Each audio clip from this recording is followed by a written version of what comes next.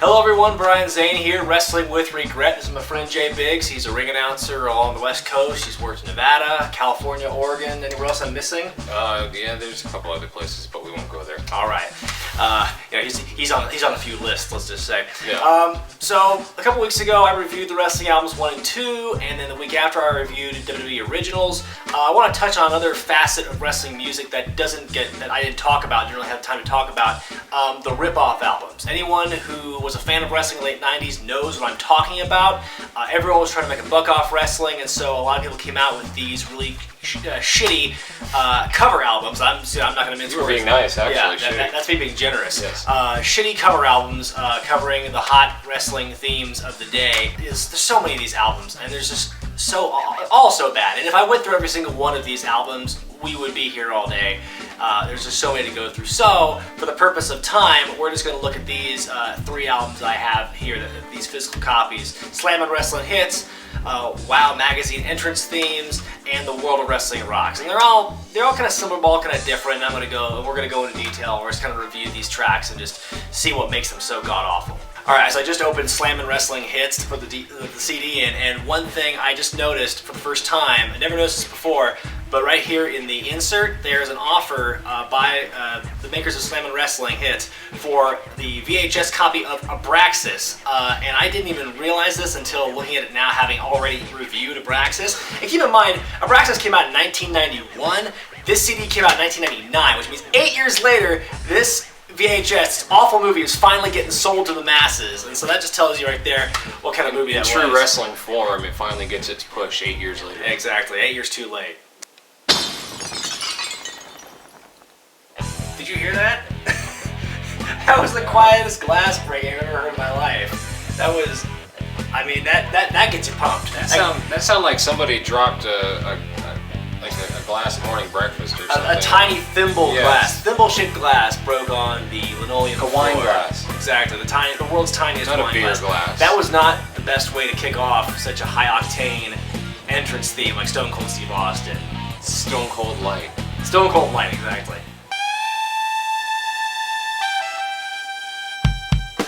Were you able to tell that was Val Venis at the beginning? It still kind of sounds like Rick the Model Martel to me. I was gonna ask you, was this song Martel's in the beginning? Because I didn't watch back then, so I saw promos years later of Rick Martel's. No, not the same exact song. Rick Martel's was a little more elevator music-esque like this right here, whereas Val Venis's was, it was like horns and big band kind of sound. But no, this is seriously the worst thing I've ever heard. It's like it's one of the worst. They didn't bring. It's like this is an album that didn't rely on a lot of real instruments. They had to rely a lot on synthesizer. Yeah. And you can tell because it's hard to make a horn sound, a saxophone sound good on a synthesizer in 1999. I'm sure by now the technology's gotten a lot better, but this is the worst thing ever. This is painful to listen to. It's like that 8-bit computer gaming system. 8-bit. That's exactly right. I think if you popped in WrestleMania by Acclaim on NES, this is about what the sound quality you would get for Val Venis. I'm trying to think of what would go across the screen so you could get power at the... Oh, you don't want to know what I know. Val Venis. You don't want to know what would you get as the power on.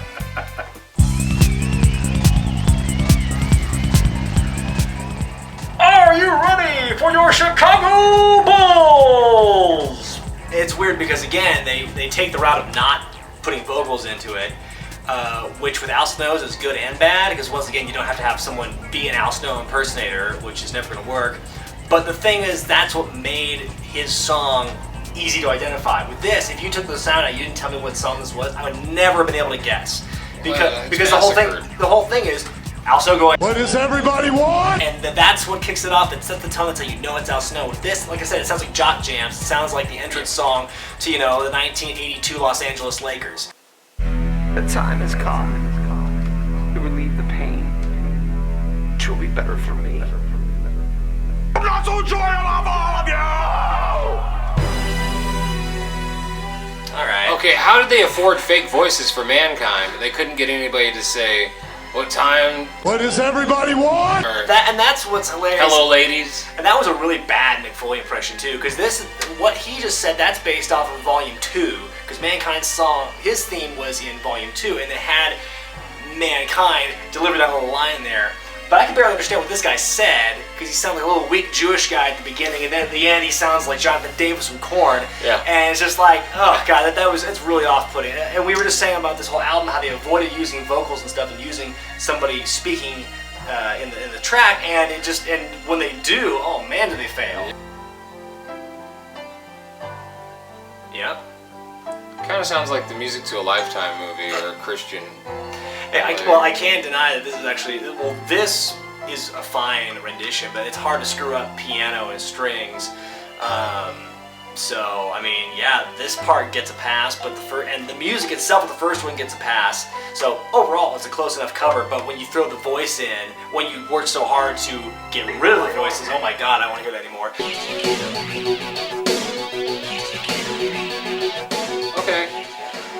Okay, so they get the You Think You Know Me vocals.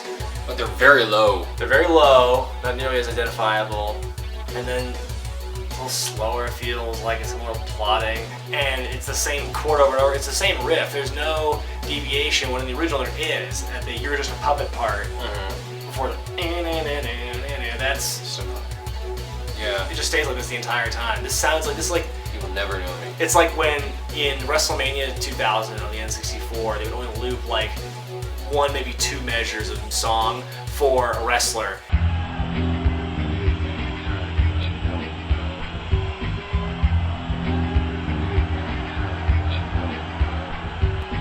At least the other ones were able to capture, at least they got it right as far as the arrangement goes. It didn't sound perfect, but at least it didn't loop 1 measure over and over again. Exactly.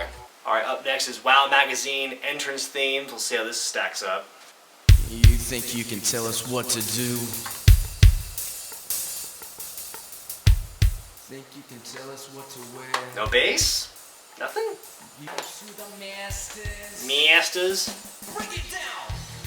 Oh man, we're gonna get a lot of this in this album because I previewed this album before, and there's a lot of vocals in this. Whereas Slammin' Wrestling Hits didn't have vocals, this one has all the vocals, and they are all terrible. And this is no better. It's this one gets a D-, possibly F for me. Okay, so the thing with these albums, they all came out in the late 90s, so there's a lot of overlap. So pretty much every album we're going to look at here has some combination of Stone Cold Steve Austin, Undertaker, Kane, DX, that sort of thing. So we listened to the Slammin' Wrestling Hits version of Steve Austin's theme. It sucked. Let's see if the WoW Magazine version is going to be any better. Will we at least get a decent glass breaking sound? Let's find out. It was better. It's still not as good. It's almost like... It sounded more like glass and not like light water trickling onto the dew-encrusted grass leaf. Musically, I have to say this one is a little better. I kind of like the undercurrent of whatever synthesizer they have going in there. And I think that it sounds a bit more rockin'. Yeah, this one actually it does rock a little bit more. They got the glass better, they got the rockin' feeling better. So, I'd say so far, Stone Cold, the WoW version of Stone Cold wins over Slammin' Wrestling, which is ironic because the front cover looks either like Austin or Goldberg, depending on what your preference is. Do you smell what The Rock is cooking? Ha. Okay, now this guy singing The Rock's lines sounds almost as though he just woke up from a long winter's nap. First of all, he kind of reminds me of like Fred Flintstone, or I picture a big fat dude. It's like some drunken guy at a karaoke bar or something. You smell what The Rock is cooking. Like, I get what they're trying to do. This is a direct ripoff of Volume 3's version, just what he's saying and when he's saying it, and the sound bites of The Rock that he uses. But, again, why would you do that? Because, you know, this guy's clearly deepening his voice to try and sound like The Rock, and so like... The Rock says... He just sounds like he's got cotton in his mouth and he just woke up. All selections performed by 1, 2, 3 are out, and that is a good way to describe this band, because I'm pretty sure they went bust after this. Actually, I'm almost certain that the bands who were selected to do these albums, I bet they all performed under pseudonyms. These aren't the real band's names, because if they did attach their names to this stuff, then they wouldn't have a job. No, so this is like them performing under a fake name, so they, you know, lose some of the flack. It's, you know, it's like a pseudonym. It's the Alan Smithy of wrestling albums. Daddy! I'm buff, I'm the stuff, and the girls just can't get enough. It's the same guy. The same guy who just did The Rock. He just didn't darken his voice. I didn't watch enough WCW, So I knew what his song sounded like, so I was able to hear this. If you took the vocals away, if you took that guy saying Buff Daddy out of the song, I couldn't tell you if this was an original or a cover, because, you know, it sounds the same. Hearing that voice, when you know it's not the original voice of the character that's supposed to be in the song, just, it kind of puts the shits on everything. I know, this guy is going to ruin a lot of songs on this album, as if they needed any help being ruined.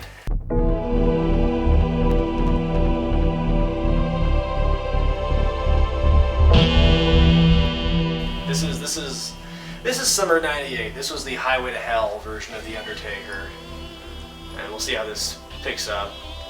Which, by the way, was like my favorite Undertaker. Yeah, that is very much so like the coming out of WrestleMania. Was it 13? Yeah. No, 14. Yeah, coming out of 14, going into 15. Well, yeah, because Stone Cold wrestled him that year at Highway to Hell at SummerSlam. Yeah, but now this song is not the worst, not the best either, but it's not the worst. Yes, Satan. Like, my thing is, and just to be sure, this is not a retake of the Undertaker track we're doing here. This is the very next track on the CD. Undertaker, and then Ministry is right after it. First of all, why would you have it's the same song except for a couple of extra horns and the speaking in tongues? But A, why would you put these two tracks on the same album? B, why would you put them back to back? You know, that's the dumbest thing. Ministry should have been like a bonus track or something like. You know. Or they should have just picked one or the other, because there's no reason for these to be the same thing. It's the same horns. They took the same track and they just added things to it, like added a couple of garnishes. And that's literally it. There's no difference between these two tracks, except for the dark, deep voice, which is probably the same guy who did The Rock and Buff Daddy. They just slowed it down. You think you know me. You think you know me. I actually, from the beginning of this one, think I liked the last one better. You think you know me. So far, the Slammin' Wrestling Hits is getting points over this one for me. The You Think You Know Me in this one sounds more like accusatory. You think you know me! And that's like not at all how Accusatory. Son of a bitch! You think you know me. That's kind of what I'm getting from this. Make some noise! You think you can tell us what to do? Yeah. No, I don't think I can tell you what to do. Okay, there was like something extra they added in there. Well, here's the thing: is that, and I've heard this said by some friends of mine and people over the years think that what they're saying in the original Xbox theme is make some noise, but that's not what they're saying at all. They're saying X-Pac just a couple of times, and that's all it is. But people keep thinking it's make some noise, and maybe the confusion began from this CD. Maybe that's where the rumor got started, but it's not at all. Oh, you didn't know? Your ass better call somebody. Yeah. The music itself isn't bad, but you have to get over the bad. Just tell they're rip-offs. It's like, I'm sorry, but like the most well-known people for doing this has got to be, sorry for saying it, but TNA. Yeah. TNA and always... WCW, they were the best at doing the rip-offs, but you could tell they were rip-offs, but at least there was some honor and nobility to it, because at least, you know, like it was a big company. Even to me, Hogan right now still comes out to a cheap, like, synthesizer version of NWO. It's kind of weird to me, like, I'm surprised by it. So in a way, these rip-off albums actually predated doing the rip-offs of a rival company. Like, WCW was doing it already at the time. They were just doing not of WWF stuff, but like of other real music. Like, Jericho came out to a crappy version of Even Flow. Yeah, that's right. And DDP came out to a crappy version of Nirvana, Smells Like Teen Spirit. So, but these guys took it one step further and just did rip-offs of other companies' music, and then TNA followed suit. So, good for them. Good for them for setting the trend and being well ahead of their time. Maybe that's what's going on. The Jim Johnson of TNA is 1, 2, 3, you're out. Oh! Our final CD of this review is World of Wrestling Rocks. No, this is not Diesel on the front cover. This guy's way too jacked to be Diesel. One thing that makes this album unique among all the other knockoff wrestling albums is that it says it's World of Wrestling Rocks, so you imagine there's a lot of wrestling on it, but really, out of the 23 tracks on here, there's a couple of spoken word things with just like commentary over a match you never see, but only 4 of the tracks on this entire thing are actually like covers of wrestling songs. It's Stone Cold Steve Austin, The Undertaker, Kane, and the New Age Outlaws, the big 4, you know, of the Attitude Era. All they did was DX and they'd have a full set. Everything else is just rock music that you would hear indie guys come out to, and their covers of those. We're not going to review those because we'd be here all day, and I don't really care about the covers of those. So we're just going to listen to the rip-off songs of the wrestling themes, and then we'll just talk about that. That sounds more like a car wreck than a glass shattering to me. It's so funny that we're arguing so much over the how close the glass is, as if that makes a huge difference. It's a little different, but at least it sounds good. It's rocking. It's like it's got a good blend. It's mixed really well. I'd say musically, this is probably the closest I've heard to a Stone Cold theme on all these albums so far. We listened. This is the third version we've heard, and I have to say this probably gets the best marks. It's weird they pipe in the crowd sounds. I guess because the whole album, it's like you're listening to a wrestling event happen, because some of these bridging tracks of spoken word are like, oh, he hit him with a big clothesline, so I guess they're like doing that, but... Not like WCW Monday Nights or the album. Yeah, but it's not really necessary here. I think this cover is stronger than the one from WoW Magazine, both versions that they have in WoW Magazine. It's about as close to the real version of Undertaker's theme from this era that you can find. I still think it sounds cheap. Well, I mean, you can tell. If you know the song, then you know what's guitar real, what's riffs not. aren't as hard. It's like, I don't know. It's just more intricately done by Jim Johnson. Your ass better call somebody. Not as bad as the WoW Magazine guy. I'm gonna say that. He gets points over the WoW Magazine guy. Not much, but he does. Because he doesn't sound like Fred Flintstone. I think compared to the WoW Magazine version, this one's better, but it still can't hold a candle to the original one. Yeah. I can't give any more credit to this band than I can 1, 2, 3 You're Out, really though. If you were a kid and you go to a record store and you want, it's 1998, 99, and you really want, some wrestling music, but, the home electronics store didn't have, like, the newest stuff, so you see these things on the shelves and you think, oh, my favorite stars are here, D-Generation X and the Wolfpack and the NWO, oh, they're all here. I'm gonna go buy this, and I'm gonna listen to it, and I'll be happy. Then you buy it, and you take it home, and you listen to the little worst glass breaking sound you've ever heard for Steve Austin, and that's when you realize that you've been duped. If you're a fan, wait 3 months for Volume 3 to come out, and you'll get all these songs except for the WCW ones, but who cares about those? If you have kids, and you've ever watched a channel that's children's programming, and they'll have songs like Katy Perry or something like that. Like that Kids are on, Bop. Yeah, Kids Bop. That's what this reminds me of, like wrestling bop. Yeah. It's just terrible. It's covers that are just absolutely terrible, and how they can get away with selling them, I actually don't understand. You can go down to your local bar on the corner and hear the same karaoke. I would rather listen to Kids Bop do versions of these wrestling themes than listen to these again. This is horrible. I would never use any of these themes. If I was one of these guys who maybe are on the indie circuit, like Val Venis or something like that, and somebody popped this in as my entrance music, I'd be extremely pissed off. I'd smack the sound guys as I made my entrance. Yeah. I would take the towel off and I'd smack the sound guy in the ear with it. I'm Brian Zane. This has been J Biggs. We'll see you next week on Wrestling with Regret. And for the love of God, stay away from these. I'll see you next time.